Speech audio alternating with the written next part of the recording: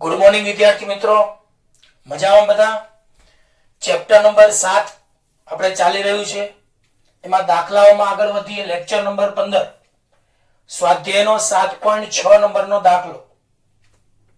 રકમ આ પ્રમાણે છે: એક્સ વાય ઝેડ ઘટકો સાથે જેનો સ્થાન સદિશ r અને px py pz ઘટકો સાથે વેગમાન p હોય તે કણના કોણીય વેગમાન L ના XYZ અક્ષો પરના ઘટકો શોધો. તો તમારે પહેલા જવાબમાં આવું લખ્યું છે કે XYZ ઘટકો સાથે જેનો સ્થાન સદિશ r હોય અને px py pz ઘટકો સાથે જેનો વેગમાન p હોય તેવા કણના કોણીય વેગમાન L ના XYZ અક્ષો પરના ઘટકો શોધો. એટલે LX LY અને LZ શોધવાના છે. પછી આગળ કહ્યું છે, જો કણ ફક્ત XY સમતલમાં જ ગતિ કરતો હોય તો કોણીય વેગમાનને માત્ર Z ઘટક જ હોય છે તેમ સાબિત કરો. જો કણ ફક્ત XYZ સમતલમાં જ ગતિ કરે સમતલમાં જ ગતિ કરે તો તેને કોણીય વેગમાનનો માત્ર Z ઘટક જ હોય છે તેવું આપણે શોધવાનું છે. તો ચલો સૌપ્રથમ આપણે વાત કરીએ તો કણનો સ્થાન સદિશ r સદિશ છે અને રેખીય વેગમાન p સદિશ હોય. જો કણનો સ્થાન સદિશ r સદિશ અને રેખીય વેગમાન p સદિશ હોય તો કોણીય વેગમાનનું સૂત્ર L સદિશ બરાબર r સદિશ ક્રોસ p સદિશ લખી શકાય. કોણીય વેગમાનનું સૂત્ર L સદિશ બરાબર r સદિશ ક્રોસ p સદિશ.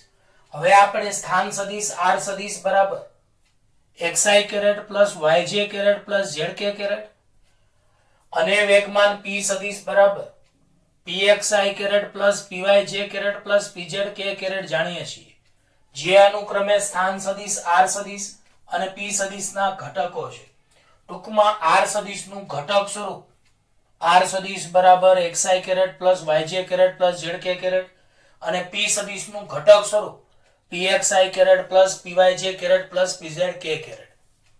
હવે આપણે L સદિશ બરાબર r સદિશની જગ્યાએ xi caret plus yj caret plus zk caret ક્રોસના ક્રોસ p સદિશની જગ્યાએ pxi caret plus pyj caret plus pzk caret લખી શકીએ.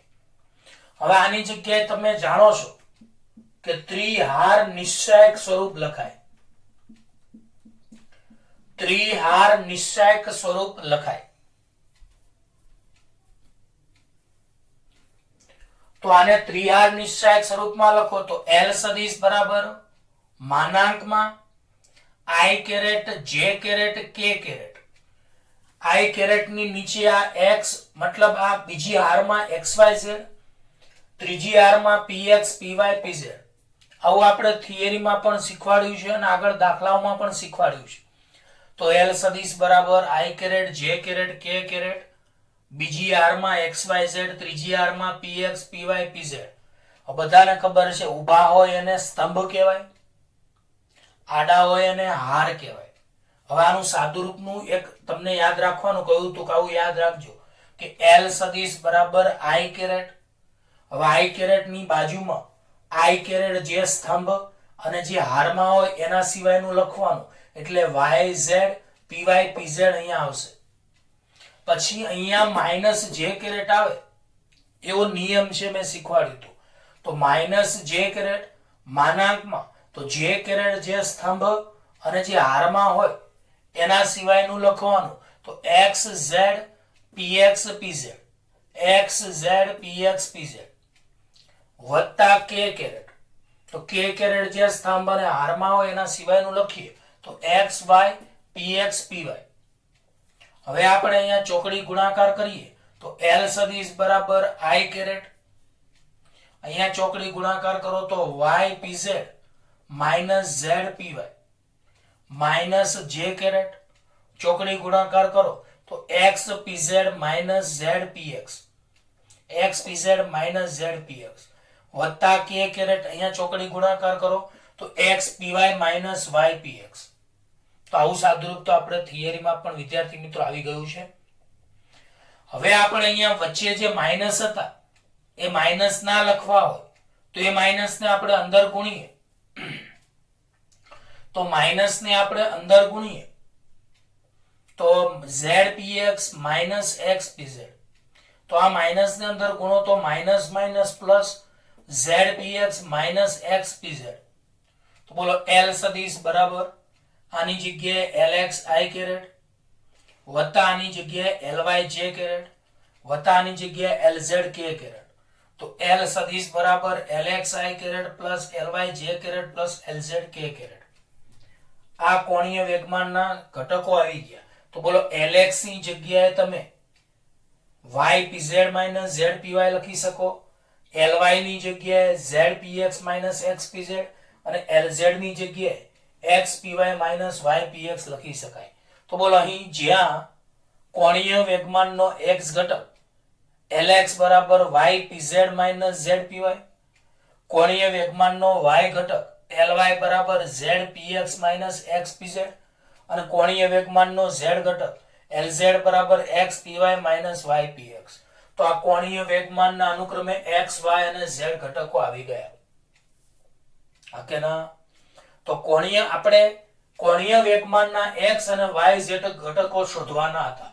આ આપણો આન્સર નંબર 1 આવ્યો.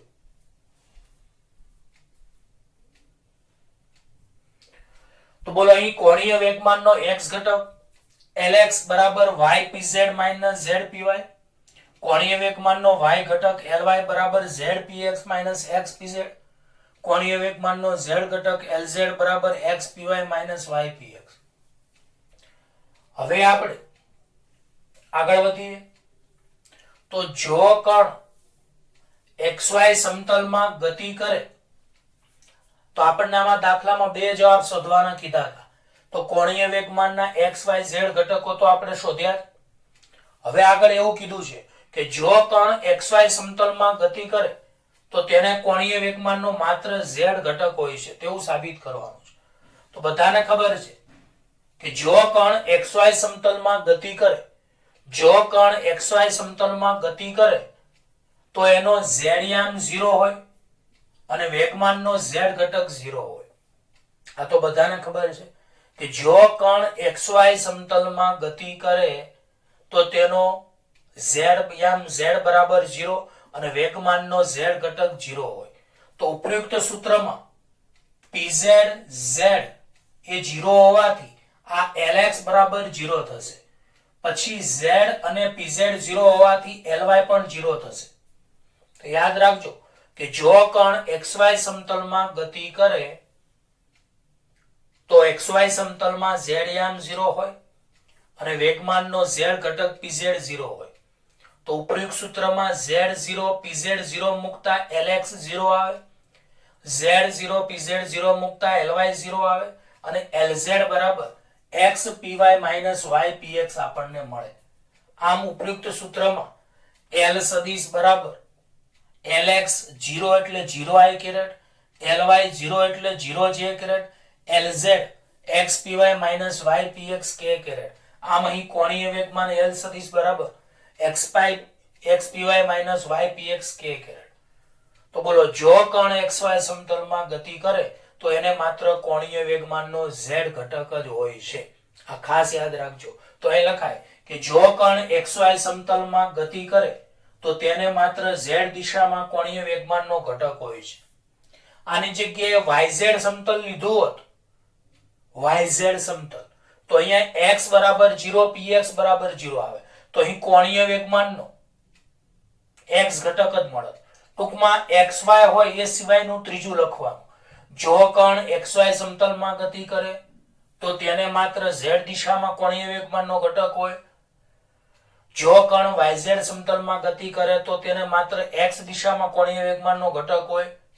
જો z x રાખો તમે, તો જો કણ xz સમતલમાં ગતિ કરે તો તેને માત્ર y દિશામાં કોણીય વેગમાનનો ઘટક હોય. તો પ્રિય વિદ્યાર્થીઓ, આ દાખલો તો એકદમ સરળ છે. જે સરળ દાખલા હશે એ હું તમને આ રીતે એકવાર સમજાવી દઈશ તો પણ આવડશે. ના આવડે તો તમે બીજી વાર વિડીયો રિવાઇન્ડ કરીને જોઈ શકો છો.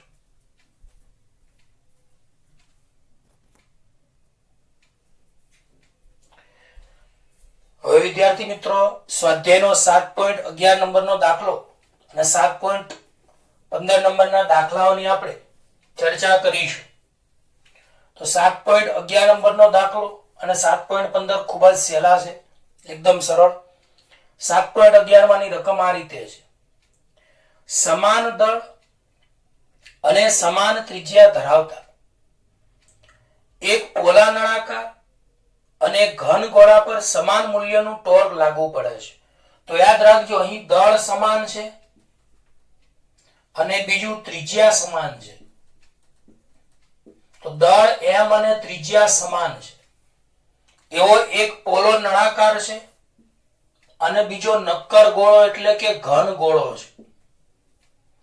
તો યાદ રાખજો, સમાન દળ અને સમાન ત્રિજ્યા ધરાવતા, તો સમાન દળ સમાન ત્રિજ્યા ધરાવતા એક પોલો નળાકાર અને એક ઘન ગોળા માટે ટોર્ક સમાન છે. તો ટોર્ક અહીંયા સમાન આપેલું છે. હવે એવું કહ્યું છે, નળાકાર તેના પ્રમાણભૂત સમમિતિ અક્ષને અનુલક્ષીને ચાક ગતિ કરવા માટે મુક્ત છે અને ગોળો એ તેના કેન્દ્રમાંથી પસાર થતી અક્ષને અનુલક્ષીને ચાક ગતિ કરવા માટે મુક્ત છે. તો આપેલ સમય પછી બંનેમાંથી કોણ વધુ કોણીય ઝડપ પ્રાપ્ત કરશે? તો કોની કોણીય ઝડપ વધુ હશે તે આપણે શોધવાનું છે અહીંયા.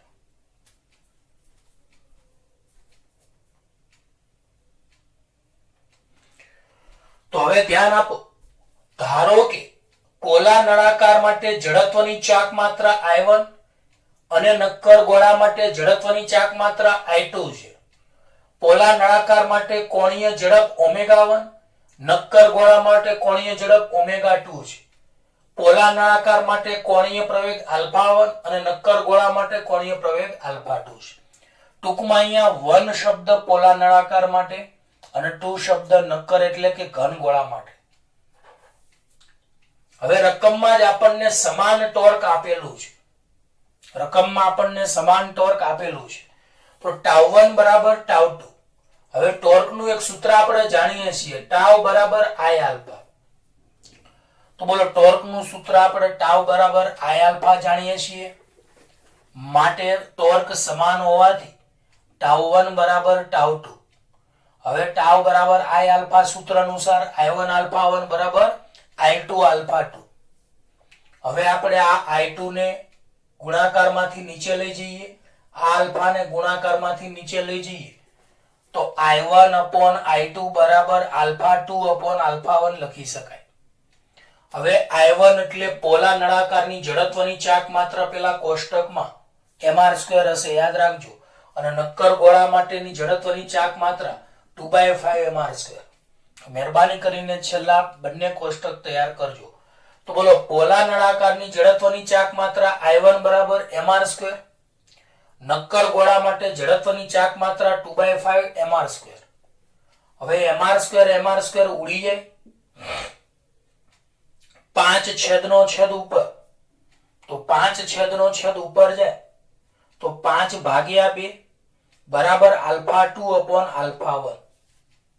તો બોલો, 5 છેદનો છેદ ઉપર જાય તો 5 ભાગ્યા 2 બરાબર આલ્ફા 2 upon આલ્ફા 1.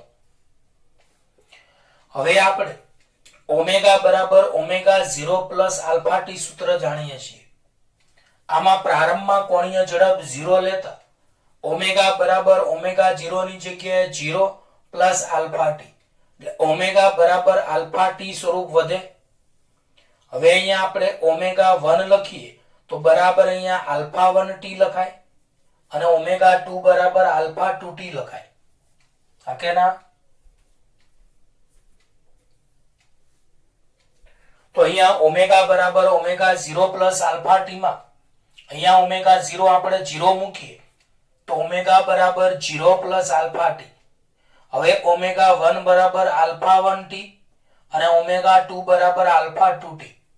હવે બંનેનો ગુણોત્તર એટલે ભાગાકાર કરીએ તો ω1 ભાગ્યા ω2 બરાબર ડાબી સાઈડના છેદમાં ડાબી સાઈડ, જમણી સાઈડના છેદમાં જમણી સાઈડ.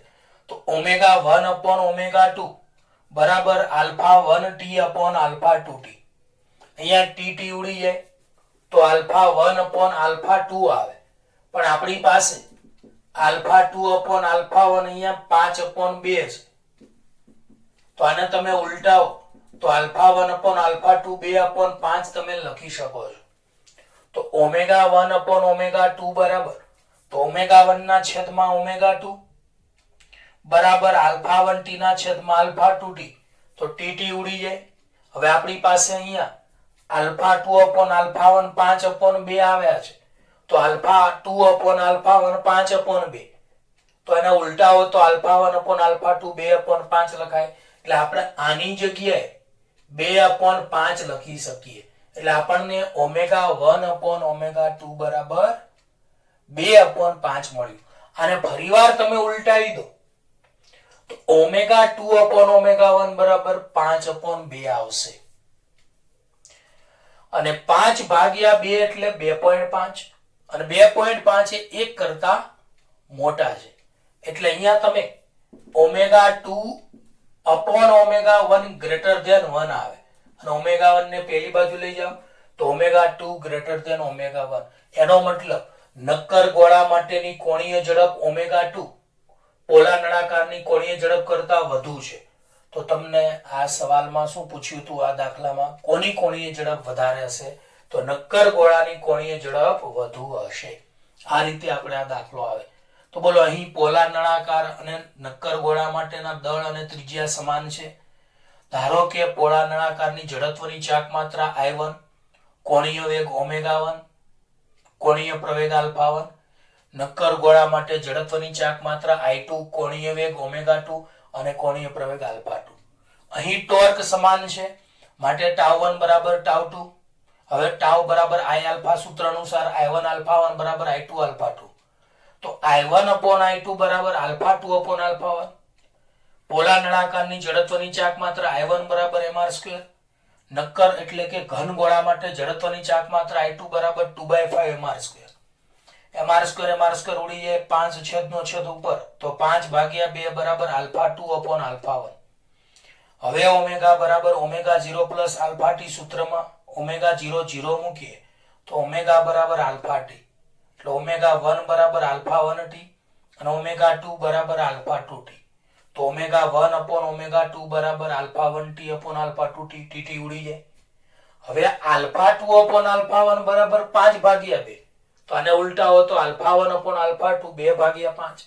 એટલે અહીંયા 2 ભાગ્યા 5 લખ્યા. પછી પાછા ઉલટાવો તો ઓમેગા 2 અપોન ઓમેગા 1 બરાબર 5 ભાગ્યા 2.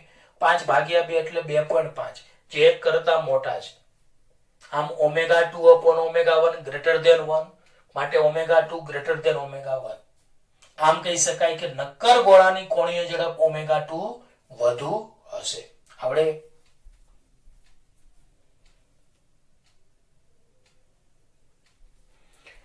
હવે સ્વાધ્યાયનો 7.15 એક રોટરને 200 રેડિયન પ્રતિ સેકન્ડ જેટલી એક સમાન કોણીય ઝડપ જાળવવા માટે engine 180 newton into metre torque પ્રસ્થાપિત કરવું આવશ્યક છે. તો રોટર એટલે જેમ પંખામાં મોટર ફરે તો વચ્ચેનો જે દાંડિયો હોય એને રોટર કહેવાય. તો આપણે એવું ન સમજતા, રોટર એટલે સળિયો કે જેને અનુલક્ષીને પૈડું અથવા ટાયર અથવા મોટર ફરે. એની કોણીય ઝડપ ઓમેગા 200 રેડિયન પ્રતિ સેકન્ડ આપણને આપી છે. અને ટોર્ક એન્જિનનું ટાવ બરાબર 180 ન્યૂટન ઇન્ટુ મીટર આપ્યું છે. તો આ માટે એન્જિનને કેટલો પાવર આવશ્યક છે એટલે પાવર શોધવાનો છે. અહીંયા કૌંસમાં નોંધ લખી છે પણ એની આપણે કઈ જરૂર નથી. ઘર્ષણની ગેરહાજરીમાં એક સમાન કોણીય વેગ એટલે કે શૂન્ય ટોર્ક વ્યવહારમાં ઘર્ષણ વાળા ટોર્કનો સામનો કરવા માટે લગાડવા પરના ટોર્કની જરૂરિયાત છે. તો આ નોંધની આપણે કોઈ જરૂર નથી. એમ ધારો કે એન્જિન 100% કાર્યક્ષમ છે તો આપણે અહીંયા પાવર શોધવાનો છે. એકદમ નાનો દાખલો છે, 1 માર્ક્સનો. તો કોણીય વેગ ઓમેગા 200 રેડિયન પ્રતિ second, torque tau 180, power P શોધવાનો છે. તો છેલ્લા આપણે પેમ્પલેટમાં રેખીય ગતિ અને ચાક ગતિ માટેનું જે કોષ્ટક આપ્યું છે એમાં આપણે રેખીય ગતિ માટે પાવરનું સૂત્ર P બરાબર તમે F * V જાણો છો.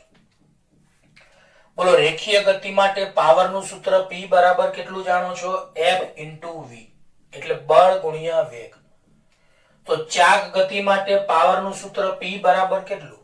તો બળ F ની જગ્યાએ ટોર્ક ટાઉ, રેખીય વેગ V ની જગ્યાએ કોણીય વેગ ઓમેગા. તો બોલો રેખીય ગતિ માટે પાવર P બરાબર બળ ગુણ્યા વેગ એટલે F into V. આમ ચાક ગતિ માટે પાવર P કેવું આવે? તો રેખીય ગતિમાં જેવો ભાગ બળ F ભજવે તેવો ચાક ગતિમાં ટોર્ક ભજવે છે.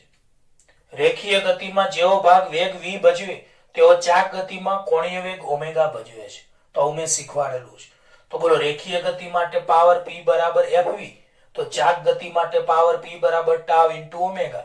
કારણ કે રેખીય ગતિમાં જેવો ભાગ બળ F ભજવે તેવો ચાક ગતિમાં ટોર્ક ટાઉ ભજવે, જેવો ભાગ રેખીય વેગ V ભજવે તેવો કોણીય વેગ ઓમેગા ભજવે. હવે આપણી પાસે ટોર્ક ટાઉ 180 છે, કોણીય વેગ ઓમેગા 200 છે, તો 180 ગુણ્યા 200 એટલે 36,000 વોટ આવે. અને અહીંયા 3 શૂન્યની સાથે લઈ લો તો P બરાબર 36 કિલો વોટ આવશે. કેટલા આવશે? પાવર P બરાબર 36 કિલો વોટ આવડશે. ઓકે,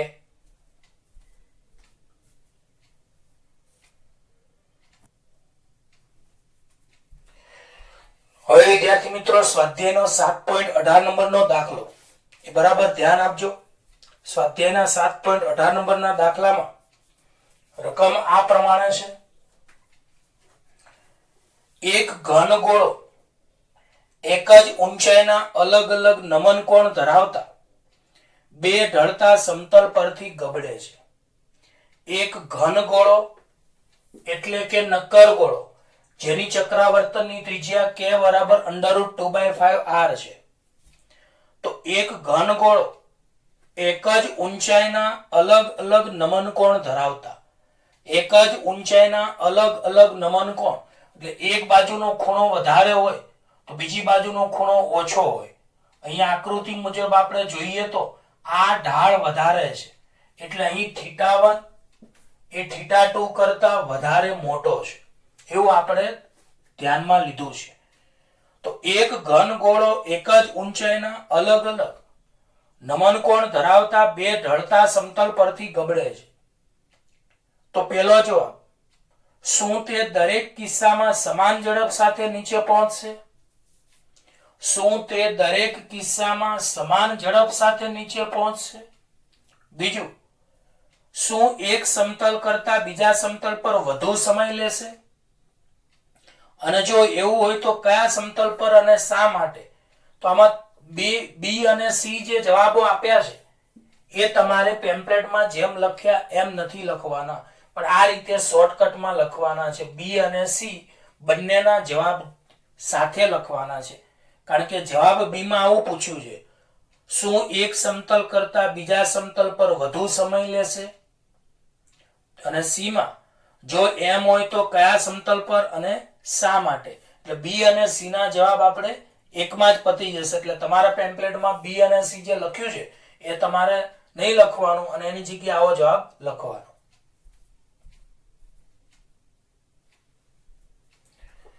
ચલો ફરીવાર રકમ બોલું છું.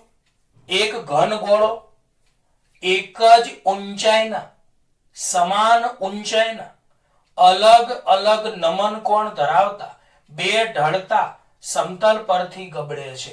એટલે અહીંયા એક ઘન ગોળો હશે, અહીંયા એક ઘન ગોળો હશે.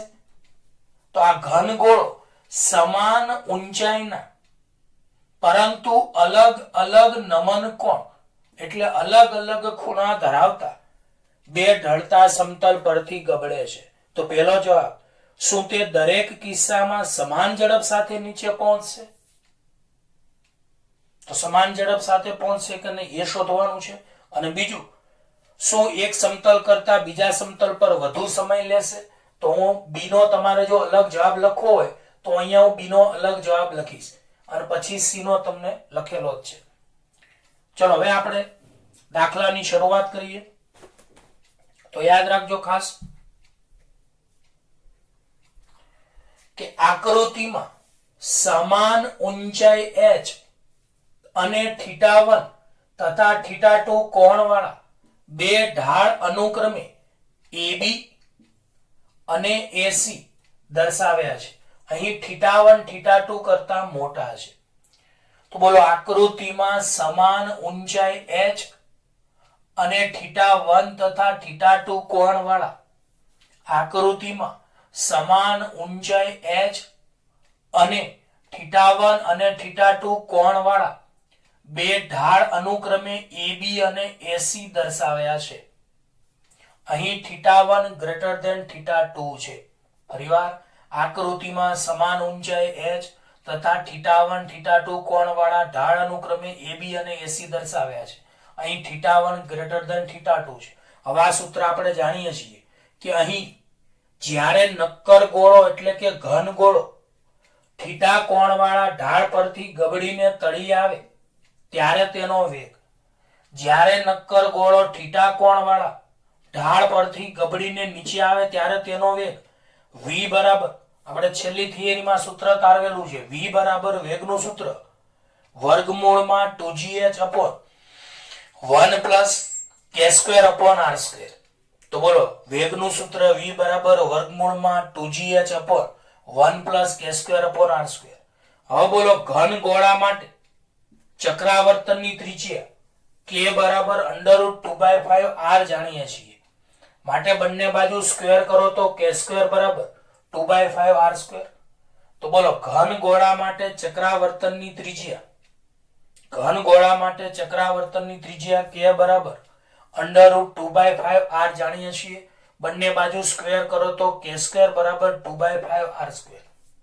હવે ઉપરના સૂત્રમાં આપણે v બરાબર વર્ગમૂળમાં 2gh 1 પ્લસ k સ્ક્વેર ની જગ્યાએ 2/5 r સ્ક્વેર મૂકીએ અને છેદમાં તો r સ્ક્વેર હતા જ, તો r સ્ક્વેર ઉડી જશે. માટે વર્ગમૂળમાં 2gh 1 પ્લસ 2/5 વધશે. હવે લસા લો તો 5 આ બાજુ એટલે 5 એકા 5, 5 અને 2 7 એટલે 7/5 આવશે. 5 છેદનો છેદ ઉપર જતો રહે એટલે 5 દુ 10 એટલે 10gh/7 આવશે. તો બોલો અહીં વેગનું સૂત્ર વર્ગમૂળમાં 10gh/7 આવે છે.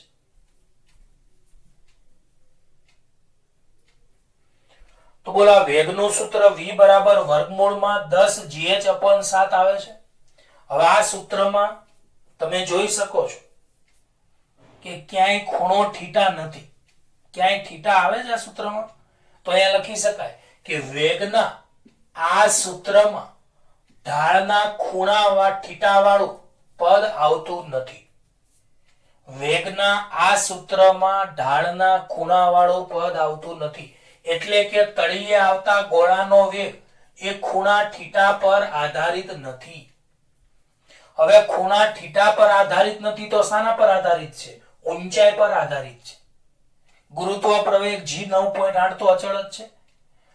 તો બોલો અહીં ઊંચાઈ તો સમાન છે, તો એટલું યાદ રાખો વેગ એ ઊંચાઈ પર આધાર રાખે છે.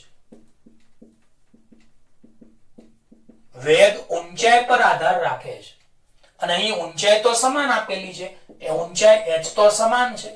માટે કહી શકાય કે અહીં ઢાળ પરથી નીચે આવતા ગોળાનો વેગ પણ સમાન હશે. એટલે અહીંયાથી નીચે આવે કે અહીંયાથી નીચે આવે, બંનેમાં વેગ સમાન આવશે. બોલો બંનેમાં વેગ કેવા આવશે? સમાન. એટલે આપણને પહેલો જવાબ પૂછ્યો તો, શું પૂછ્યો તો પહેલો જવાબ? તો પહેલો જવાબ પૂછ્યો તો શું તે દરેક કિસ્સામાં સમાન ઝડપ સાથે નીચે આવશે? હા, અહીંયા છેલ્લે લખી શકો હા, બંને કિસ્સામાં સમાન ઝડપથી નીચે આવશે. બીજા જવાબમાં પૂછ્યું છે, બીજા જવાબમાં આપણને આવું પૂછ્યું છે કે શું એક સમતલ કરતા બીજા સમતલ પર વધુ સમય લેશે? તો અગાઉ હું લખી નાખું છું હા, એક સમતલ કરતા બીજા સમતલ પર વધુ સમય લેશે. તો આ આપણે સી જવાબમાં સાબિત કરીએ. તો તમારે બી માં લખવું હોય તો આટલું લખજો હા, એક સમતલ કરતા બીજા સમતલ પર વધુ સમય લેશે. અને સી માં તમારે આવું લખવાનું છે. બોલો અહીં બંને ઢાળ પરથી નક્કર ગોળાને ગબડવા દેવામાં આવે, બંને ઢાળ પરથી નક્કર ગોળાને ગબડવા દેવામાં આવે તો સમય એ ઢાળના અંતર પર આધાર રાખે છે. તો અહીં તમે જોઈ શકો છો આ ઢાળ કયો છે D1 છે અને આ ઢાળ D2 છે. હવે D2 છે એ D1 કરતા મોટું છે. તો બોલો સમય t એ અંતર d પર આધાર રાખે છે. અહીં અંતર D2 એટલે AC ઢાળની લંબાઈ, D1 એટલે AB ઢાળની લંબાઈ. તો અહીં D2 ગ્રેટર ધેન D1 છે માટે T2 ગ્રેટર ધેન T1 આવશે. તો યાદ રાખજો કે D2 ગ્રેટર ધેન D1 છે માટે T2 ગ્રેટર ધેન T1. આમ T1 ઓછા છે તો ઢાળ 1 પરથી ગબડવા ઓછો સમય લાગે છે અને ઢાળ 2 પરથી ગબડવા વધારે સમય લાગે છે. તો તમારે પેમ્પલેટમાં B અને C જે જવાબ આપ્યા છે એમાં તમારે આવી રીતના જવાબો લખવાના છે. ઓકે,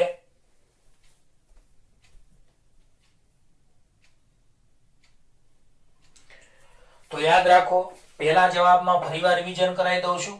આ તો બધાને ખ્યાલ આવી જ ગયો કે અહીં વેગના સૂત્રમાં ખૂણો થીટા આવતું જ નથી. તો વેગના આ સૂત્રમાં ઢાળના ખૂણાવાળું પદ આવતું નથી. એટલે કે તળિયે આવતા ગોળાનો વેગ એ ખૂણા થીટા પર આધાર નથી રાખતો. અને વેગ ખૂણા થીટા પર આધાર નથી રાખતો તો શાના પર આધાર રાખે છે? તો વેગ એ ઊંચાઈ પર આધાર રાખે છે. આ તમારે લખવું હોય તો લખી શકાય. તો વેગ ઊંચાઈ પર આધાર રાખે છે અને અહીં ઊંચાઈ તો સમાન આપી છે માટે બંને ઢાળ પરથી નીચે આવતા ગોળાને સમાન વેગ લાગશે. બંને ઢાળ પરથી નીચે આવતા ગોળાના વેગ સમાન હશે.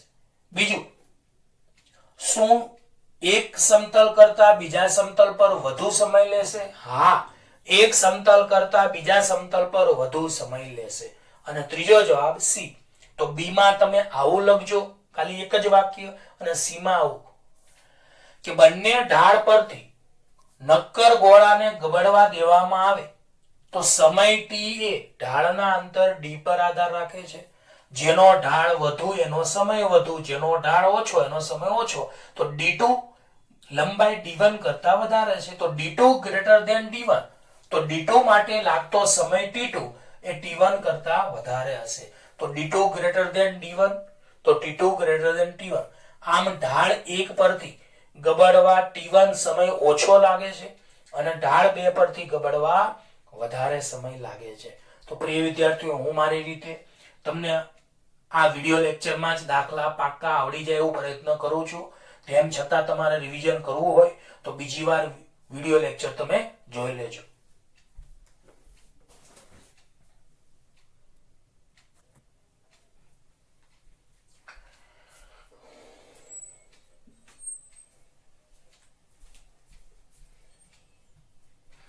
હવે વિદ્યાર્થી મિત્રો, ખૂબ જ એટલે ખૂબ જ સરસ મજાનો દાખલો, અતિ આઈએમપી દાખલો, સ્વાધ્યાયનો 7.16. આ લેક્ચરનો લાસ્ટ દાખલો. તો રકમ બરાબર ધ્યાન આપજો. કેપિટલ R ત્રિજ્યાની એક સમાન તકતીમાંથી R/2 ત્રિજ્યાના ગોળાકાર છિદ્રને કાપવામાં આવે છે. તો આ છિદ્રનું કેન્દ્ર મૂળ ડિસ્કના કેન્દ્રથી R/2 અંતરે છે. તો સાદી ભાષામાં એક R ત્રિજ્યાનું એક સમાન તકતીમાંથી R/2 ત્રિજ્યાની તકતી એટલે કે છિદ્ર કાપી નાખવામાં આવે છે. આ છિદ્રનું કેન્દ્ર એ મૂળ કેન્દ્ર ના અંતર મૂળ જે કેન્દ્ર છે એનાથી R/2 અંતરે છે. પરિણામે સપાટ પદાર્થનું ગુરુત્વ કેન્દ્ર શોધો. તો અહીંયા તમારે થોડી રકમમાં ચેન્જ કરવાનો છે. પરિણામી સપાટ એટલે બાકીના ભાગનું ગુરુત્વ કેન્દ્ર શોધવાનું છે. તો હું તમને રકમ બરાબર સમજાવું એટલે તમને ખ્યાલ આવશે. તો ચલો સૌપ્રથમ તો હું તમને 3 પ્રકારની ઘનતા આવે છે. એક પરિમાણ હોય એટલે કોઈ એક જ અક્ષ હોય, દ્વિપરિમાણ હોય તો 2 અક્ષ હોય અને ત્રિપરિમાણ હોય તો 3 અક્ષ આવે. તો એક પરિમાણ ક્યારે આવે? જ્યારે લંબાઈનો સંદર્ભ હોય ત્યારે. દ્વિપરિમાણ ક્યારે આવે? જ્યારે ક્ષેત્રફળનો સંદર્ભ હોય ત્યારે. ત્રિપરિમાણ ક્યારે આવે? જ્યારે કદનો સંદર્ભ હોય ત્યારે. આપણે ફિઝિક્સમાં ઘનફળનું બીજું નામ કદ થઈ ગયું છે. તો બોલો, એક પરિમાણમાં લંબાઈ આવે, દ્વિપરિમાણમાં ક્ષેત્રફળ આવે, ત્રિપરિમાણમાં કદ આવે. હવે એક પરિમાણમાં આવે રેખીય દળ ઘનતા, દ્વિપરિમાણમાં પૃષ્ઠ દળ ઘનતા આવે અને ત્રિપરિમાણમાં કદ દળ ઘનતા આવે.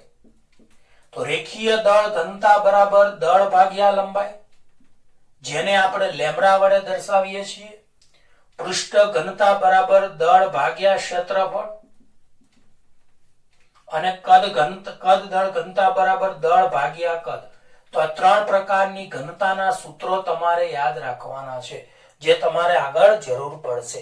તો બોલો, એક પરિમાણમાં કોઈ એક જ અક્ષ આવે, દ્વિપરિમાણમાં કોઈ પણ બે અક્ષ આવે, ત્રિપરિમાણમાં ત્રણ અક્ષ આવે, બીજું એક પરિમાણમાં લંબાઈ રોકાય, દ્વિપરિમાણમાં ક્ષેત્રફળ રોકાય, ત્રિપરિમાણમાં કદ રોકાય.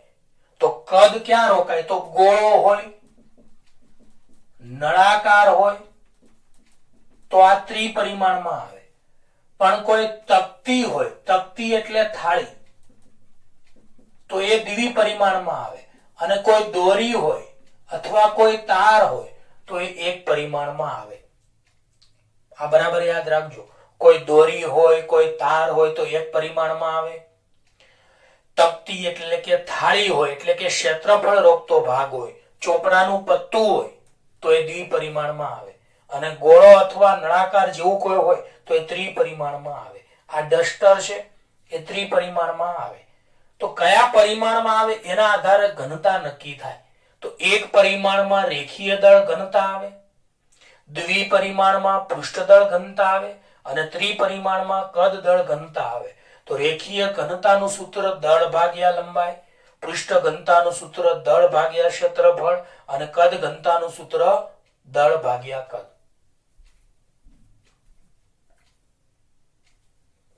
હવે આપણે આ દાખલાની શરૂઆત કરીએ.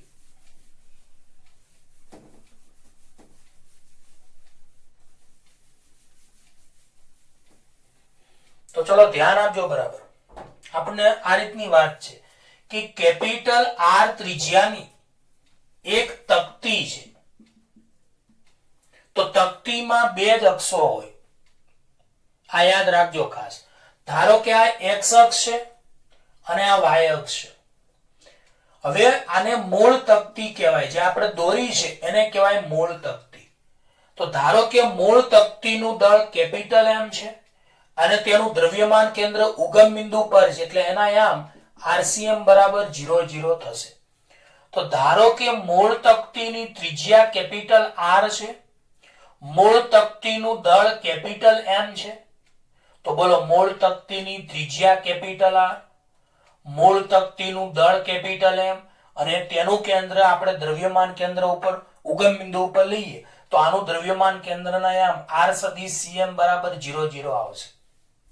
હવે આમાંથી તમારે r/2 ત્રિજ્યા જેટલી તકતી કાપી લેવાની છે. તો આ તકતીમાંથી r/2 ત્રિજ્યા વાળી તકતી તમે કાપી લ્યો તો આવી આકૃતિ વધે. તો આને કહેવાય બાકીનો ભાગ. તો બોલો, આમાંથી એક ભાગ આવો બન્યો અને બીજો ભાગ આવો બન્યો.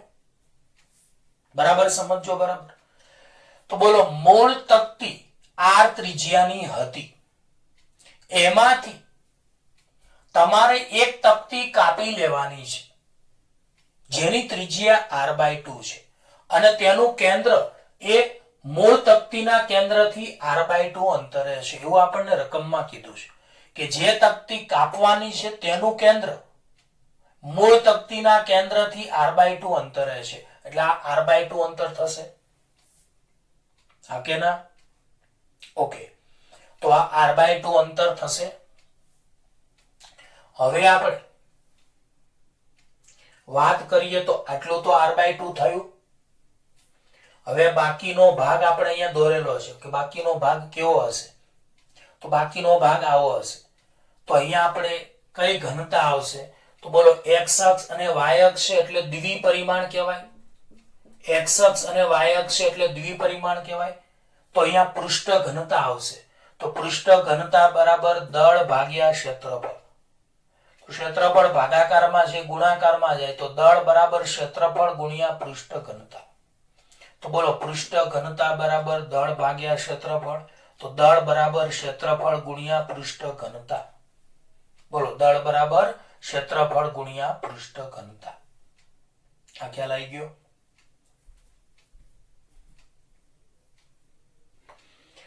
તો અહીંયા x અક્ષ અને y અક્ષ છે એટલે પૃષ્ઠ ઘનતા દ્વિપરિમાણમાં આવશે. તો પૃષ્ઠ ઘનતા બરાબર દળ ભાગ્યા ક્ષેત્રફળ. તો દળ બરાબર પૃષ્ઠ ઘનતા ગુણ્યા ક્ષેત્રફળ. હવે ધ્યાન આપજો કે r ત્રિજ્યા વાળી તકતીનું દળ કેપિટલ M બરાબર, તો દળની જગ્યાએ કેપિટલ M બરાબર ના બરાબર. ધારો કે પૃષ્ઠ ઘનતા ρ છે. હવે બધાને ખબર છે ક્ષેત્રફળ તો તકતી વર્તુળાકાર હોય. બોલો તકતી કેવી હોય? વર્તુળાકાર. અને વર્તુળનું ક્ષેત્રફળ પાય r સ્ક્વેર, એટલે અહીંયા પાય r સ્ક્વેર આવશે. એટલે આપણને m બરાબર પાય r સ્ક્વેર ઇન્ટુ ρ મળ્યા. તો ધારો કે r ત્રિજ્યા વાળી તકતીનું દળ m બરાબર કેટલું થશે? અહીંયા ધારો કે શબ્દ ન લખો તો ચાલશે. તો બોલો કેપિટલ R ત્રિજ્યા વાળી તકતીનું દળ કેપિટલ M બરાબર ક્ષેત્રફળ પાય r સ્ક્વેર ઘનતા ρ. દળની જગ્યાએ m બરાબર ના બરાબર ક્ષેત્રફળ વર્તુળનું પાય r સ્ક્વેર પૃષ્ઠ ઘનતા ρ. અને દ્રવ્યમાન કેન્દ્રના યામ, તો મૂળ તકતીનું દ્રવ્યમાન કેન્દ્ર ઉગમ બિંદુ પર છે એટલે r સદિશ cm બરાબર 0 0 0. ચલો પેલું પતી ગયું. હવે બીજી વાત કરીએ તો r/2 ત્રિજ્યા વાળી તકતીનું દળ આપણે m1 ધારીએ અને તેના દ્રવ્યમાન કેન્દ્રના યામ આપણે r1 ધારીએ અને બાકીના ભાગનું દળ m2 ધારીએ અને દ્રવ્યમાન કેન્દ્રના યામ r2 સદિશ ધારીએ. તો બોલો r/2 ત્રિજ્યા વાળી તકતીનું દળ, દળની જગ્યાએ m1 બરાબર ના બરાબર ક્ષેત્રફળ પાય r સ્ક્વેર સૂત્ર અનુસાર અહીંયા ત્રિજ્યા r/2 હોવાથી અહીંયા r/2 નો હોલ સ્ક્વેર આવશે ઇન્ટુ ઘનતા એટલે ρ. તો પાય r સ્ક્વેર ρ અપોન 2 નો સ્ક્વેર 4. પાય r સ્ક્વેર ρ ની જગ્યાએ કેપિટલ M લખી શકાય એટલે કેપિટલ M ભાગ્યા 4 થશે. તો બોલો r/2 ત્રિજ્યા વાળી તકતીનું દળ, તો r/2 ત્રિજ્યા વાળી તકતીનું દળ એટલે m1 બરાબર ક્ષેત્રફળ પાય ત્રિજ્યા એટલે r/2, તો r/2 નો સ્ક્વેર ઇન્ટુ ρ એટલે પાય r સ્ક્વેર ρ ભાગ્યા 4. તો પાય r સ્ક્વેર ρ એટલે m/4. ના કે ના? એટલે m/4 આવશે. હવે તેના દ્રવ્યમાન કેન્દ્રના યામ કયા આવશે? તો બોલો આ તકતી x અક્ષ ઉપર છે એટલે એનો x યામ r/2 આવશે અને y યામ 0 આવશે એટલે આના યામ r/2 અને 0 આવશે એટલે r/2 0 લખાશે. તો r1 સદિશ બરાબર r/2 0. હવે એક યાદ રાખજો, તમે જે ભાગ કાપો છો તે ભાગનું કેન્દ્ર x અક્ષ પર છે તો બાકીના ભાગનું કેન્દ્ર પણ x અક્ષ પર હોય. આથી એના યામ x0 થશે. જો તમે આ તકતી y અક્ષ ઉપર દોરી હોત તો એના યામ 0 r/2 આવત, તો બાકીના ભાગના યામ 0 y આવત. ખ્યાલ આવી ગયો? ટૂંકમાં તકતી જે ભાગમાંથી કાપો, જે અક્ષમાં કાપો તેનું અહીંયા યામ આવશે અહીંયા. તો બોલો અહીં તકતી x અક્ષમાંથી કાપો છો તો બાકીના ભાગના યામ પણ ક્યાં હશે? અહીંયા x અક્ષ પર હશે.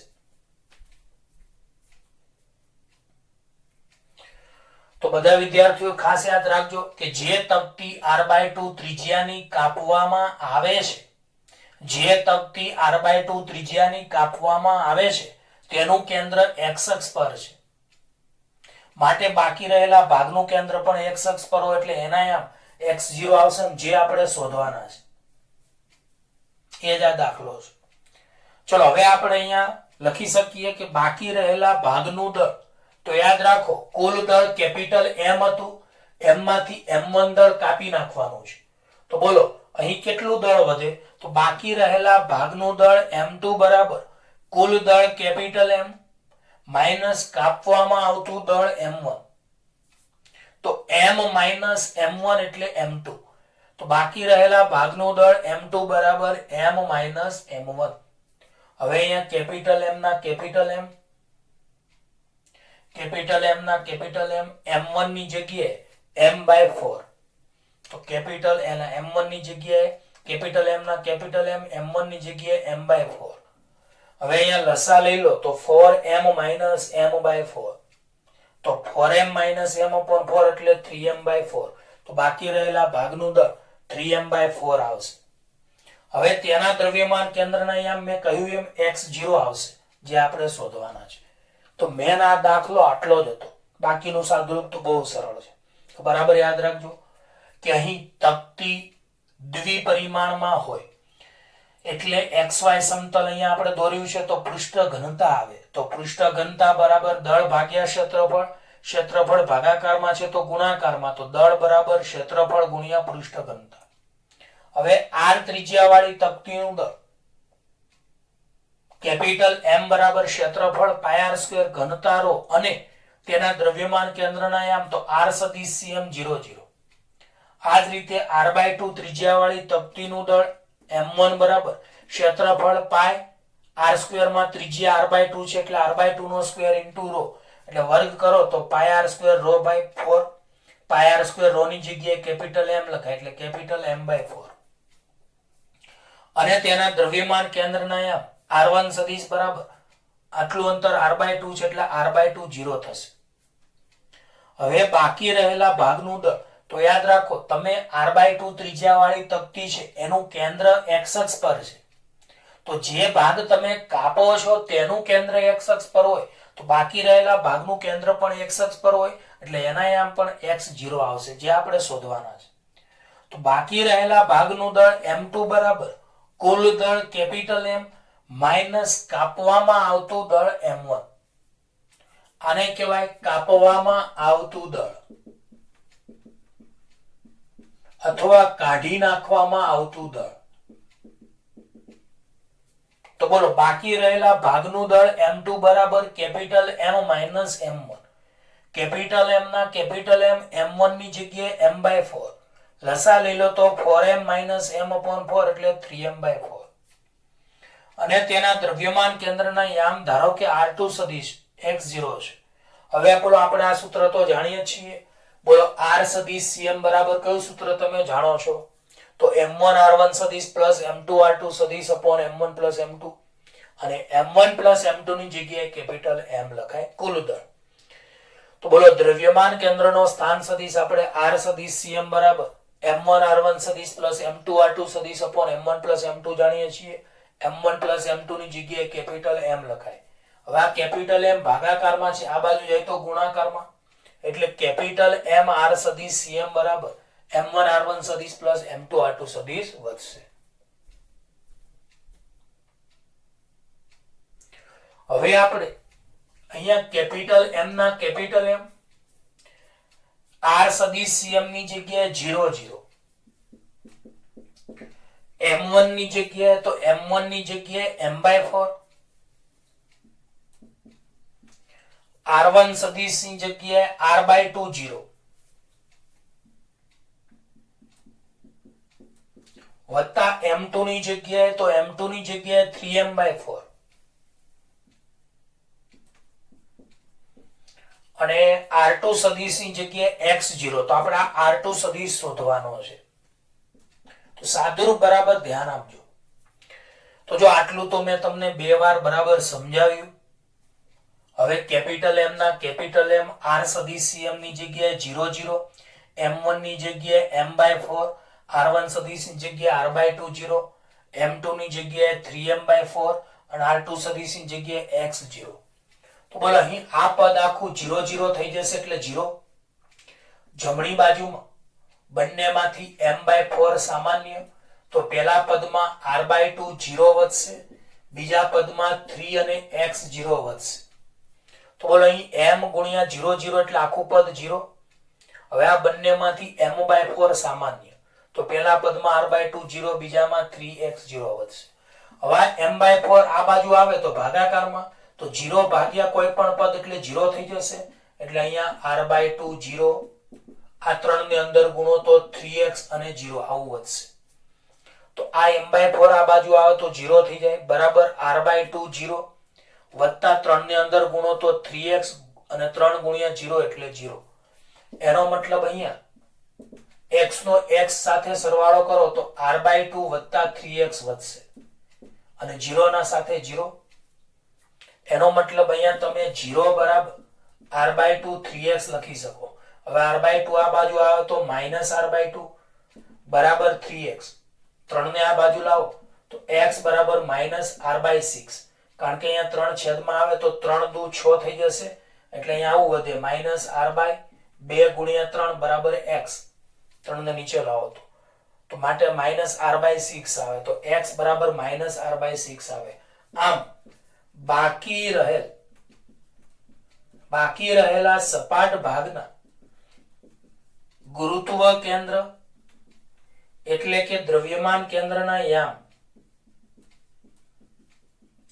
r2 સદિશ બરાબર x0 પણ અહીંયા x ની જગ્યાએ -r/6 અને અહીંયા 0 છે. જો આ તકતી તમે y અક્ષ ઉપર દોરી હોત તો એના યામ 0y એટલે કે 0 -r/6 આવત. ગણતરી આની આ જ થાય, ખાલી x ની જગ્યાએ y આવે અને યામ 0y આવે. અહીંયા 0y થઈ જાય બસ અને અહીંયા 0r/2 થઈ જાય. જો આ તકતી તમે y અક્ષ પર દોરી હોત તો અહીંયા 0r/2 આવત અને અહીંયા 0y આવત. આવડશે? તો બાકી રહેલા સપાટ ભાગનું ગુરુત્વ કેન્દ્ર એટલે કે દ્રવ્યમાન કેન્દ્ર યામ r2 સદિશ બરાબર x0 અને x ની જગ્યાએ -r/6 0. તો પ્રિય વિદ્યાર્થીઓ, આ લેક્ચરમાં આપણે ટોટલ 5 દાખલા ભણ્યા છે. હું લેક્ચર એવી રીતે જ બનાવું છું જેથી તમને એક વારમાં બરાબર સમજાઈ જાય. તેમ છતાં જો કોઈ વિદ્યાર્થીઓને ના સમજણ પડે તો તમે વિડીયો બીજી વાર જોઈ લેજો અથવા ઓનલાઈન લેક્ચરમાં પૂછી લેજો. ઓકે, ગુડ બાય, ધન્યવાદ.